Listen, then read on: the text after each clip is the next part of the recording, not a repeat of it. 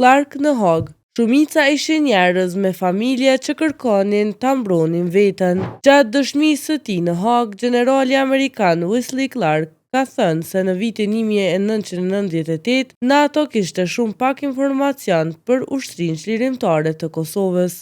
Ai theksoi se atë botë UÇK-ja shihej si grupe lokale të formuara spontanisht në përgjigje të shtypjes së vazhdueshme serbe. Nuk kishte shumë informacion. Sa e dinim ne, bëhej fjalë për grupe lokale të formuara në mënyrë spontane për të përgjigjur shtypjes serbe ndër vite, tha Clark. Ai tregoi se pas masakrës së familjes Jashari, situata ndryshoi ndjeshëm, pasi vrasja shkaktoi alarm të madh dhe nxitje për përhapjen e këtyre grupeve të rezistencës.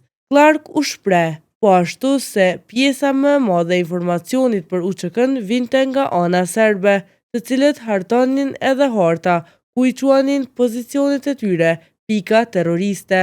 Megjithatë, sipas tij, shumica atyre që përfshiheshin në këto grupe ishin familjarë që po përpiqeshin të mbronin shtëpitë dhe jetën e tyre.